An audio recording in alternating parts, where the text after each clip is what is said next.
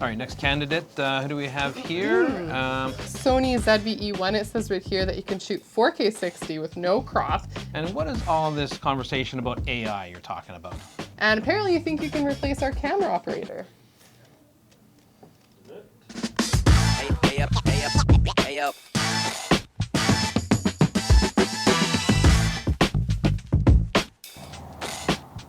Hey, it's Dave and Evelyn from the camera store. Today we're talking about the Sony ZV-E1. This is Sony's latest full-frame mirrorless digital camera that is dedicated for content creation and vlogging. It has a number of AI features that look very promising. Will this camera replace our videographer, Drew? Let's find out. Now, before we get into all the features that this camera has, let's get into the build quality and sort of the fit and finish and the handling of this camera. Now, it's based on this very similar feeling of the ZV-E10 and similar to the A7C for that matter without the viewfinder. Everything feels a little more premium. The dials have certainly a little better touch to them and a better feel, which I quite like. We do have a articulating screen, which I'm a big fan of. I think this is great for vlogging, especially being able to look at yourself in front of the camera is a big plus to see what's going on. The one thing I don't care for is that we don't have an EVF. We don't have an electronic viewfinder to look through if things get very bright outside. We're relying strictly on the rear screen. Now, it's not a bad rear screen. It's just over 1 million dots of resolution. It is a touch screen and I can navigate the menu system thoroughly through this rear screen. Now, if we go to the side of the camera here, we do have a single SD card slot. Now, it is UHS 2 compatible. It's great. I'm a little surprised they didn't do a dual SD card for this camera because it is certainly more of a premium camera for vlogging. If we want some redundancy with our content that we're creating, it'd be nice to have that second card. Now, if you do want redundancy with it, you can kick out an external signal through the HDMI to an Adamus recorder, for instance, and have some redundancy that way, but from the camera itself, you only have a single card slot. Also on the side of the camera, we do have more inputs. We do have a headphone jack, a microphone jack, a USB-C connectivity. Now, I like the fact that this new trend where we can plug our cameras in and use them as a webcam, that's super handy. The other thing too is that I can power the camera through the USB-C port. We also do have Sony's multi-function hot shoe here. This is great if I'm running one of Sony's proprietary microphones. It plugs directly into the hot shoe. There's no wires or any cabling coming on the outside of the camera. Keeps the whole package really nice and clean. We have a rocker switch around the shutter button here, so if you're running power zoom lenses, you can power them that way and control the zoom that way instead of hanging onto the lens. And we do have the background defocus button here. And this is very cool. If you don't quite understand how aperture works and you want that really shallow depth of field for your subject matter, simply push the button. The camera does all that it can with the power it has and the light that it has to give you that nice shallow depth of field. Very easy to turn on or off. The camera is very simple. Now, onto one of my favorite parts of this camera, and I'm so glad they did this. We have the Z series battery found in a majority of their high-end cameras, and it's giving us a little over 700 shots per charge. This is very important. And when it comes to video, it tends to chew through battery a lot more than stills do. So having that extra battery capacity really helps out in content creation. Now, all this comes in a very small package of 483 grams. I think as far as the design for what this camera is intended for, Sony's done a very good job. All right, one thing I'm very excited about this camera is it's designed for vlogging and it has an auto framing feature. This means I can set the camera up on a tripod, not have anybody touch it at all, and I can explore the frame and it's gonna follow me around the frame. Now, Ev's gonna join me in a second here. We have two people presenting on camera. We have nobody manning the camera. The camera's all on its own, making its own decisions of how it wants to frame this shot. Yeah, this is cool. Now, of course, we're gonna talk a lot about this AI in the camera. Is it really AI?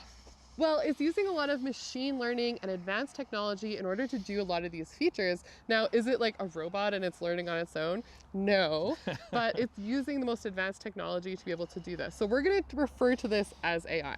That's what Sony calls it, and it's very cool because it does allow you to move around. To do cool stuff like this. Because I'm impatient. I want to walk around a little bit and explore the space. Now, to test the cinematic features of this camera, we wanted to do something kind of cool. So we brought it to the camera store, and we did a little short of what it's like when you order a camera at the camera store. We wanted to make it as cinematic as possible. So here's some sample footage, and then we'll talk about what we like about this camera and some of these cool features.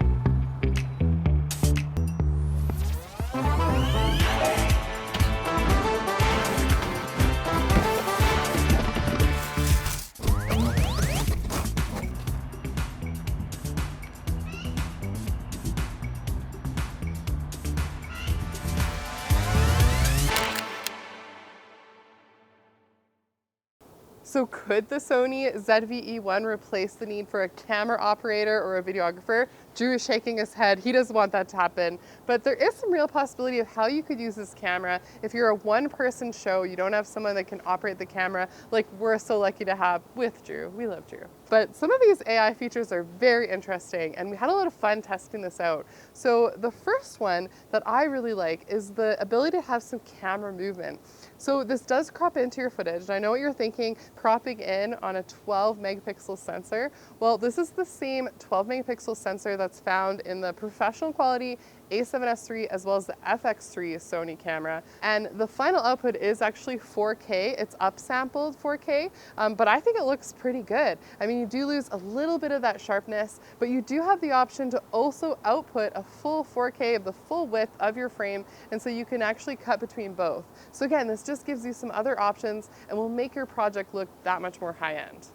One of the things that I think is very clever and is perfect for where this camera sits as being like a content creator for new vloggers and people that are getting into video is the intelligent auto features. So this has things like being able to adjust your color as well as the style of how your video is going to look. And instead of things like white balance or exposure, it's going to be brightness or color. So you can update those settings, again, without having a lot of the know-how or knowledge about how those settings are going to affect the look of your image.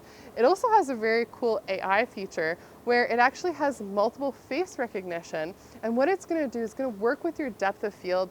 And so if a second person comes into the frame, it's going to be able to recognize them and actually change the depth of field so that more of the scene is in focus. And then when that person leaves the scene, it goes back to having the shallower depth of field, so the focus and everything is on the subject that you want it to be. So this is really cool. Again, it gives you that ability of having almost that look of doing focus pulls, but you don't have a videographer or a camera operator behind the camera. Very cool. Another very cool mode, if you're shooting music videos or you want a more cinematic look, you can put it into Cine Vlog. This is going to put it into a more cinematic profile. It's going to give you the look that's 2:3:5 aspect ratio, that wide cinematic look to it. And it's also going to shoot at 24 frames per second, which is what a lot of films, a lot of older media would be shot at. And other option is that you can also change and customize it with different looks and moods. So that'll change things like your contrast, your color tones. So you have a lot of control and flexibility of what your grade is going to look like right out of camera. So the question I'm trying to answer is, would this camera, with its AI features, be able to replace our camera operator, Drew? I mean, no, you can't really replace Drew that way with a camera. But in a pinch, if Dave and I are on a trip, we're filming ourselves, and we want to just be able to put it on a tripod, have it track us, be able to do some focus pulls, and again, having the control of doing things like changing the look of the video footage. And so I think we could maybe give him a holiday here and there. I think that's what it comes down to. This is the holiday camera for camera operators everywhere, or if you're new, getting into cinematography, you want to do some cool stuff, I think this is a really solid option. All right, Ev, even with all the AI in this camera, we're still going to have to keep a Drew around for a little while. I guess so. But again, that's solid vacation. I think he's dreaming of Hawaii already, so we'll make it happen. Now, this is a very impressive camera. Now, I'm not a huge vlogger, but I'm quite impressed with what this camera has the ability to do, and it's inspiring me actually to do maybe a little bit more, and the fact that it will track you and reframe things, even that extra dynamic when you're filming something on your own. It's always been a bit of a problem. Yeah, I mean, this camera just feels like a baby A7S III or even a baby FX3. It has a lot of cinema qualities to it. It has some great features, and it's obviously all designed for video. And if you notice, this is actually one of our camera reviews where we haven't really talked about still photography at all. Yeah, I mean, it is a 12 megapixel sensor, and that's not enough for a lot of photographers out there, but it's quite adequate. And when it comes to the autofocus on this camera, this thing is stellar. I mean, if you look at our wall test we've done here, I don't think we've had a better wall test than what this camera is capable of producing. Incredibly sharp, acquires the focus so quickly. It's brilliant in that aspect. Yeah, so overall, I mean, we think that this is a solid content creator option. I think that people are so lucky. I mean, kids today, you can pick up this camera, it's relatively affordable, and you can get on to making like awesome music videos, vlog content, YouTube, whatever you want, and you could do it by yourself because of these AI features. And the whole camera is sort of designed around, if you know what you're doing, you can get a lot out of this camera, but if you're really unsure and not really sure how these certain techniques work, this camera makes it easy to, sort of dip your foot into that and get the effects that you want, even if you don't quite understand how you're getting that effect. But of course, we want to know, what do you guys think? Do you think AI is terrifying or is it awesome? Let us know in the comments below. And do you think they should have put a full-size HDMI port into this camera here? Follow us both on Instagram. And if you're new to our channel, please subscribe, hit the notification bell, and we'll catch you again very soon.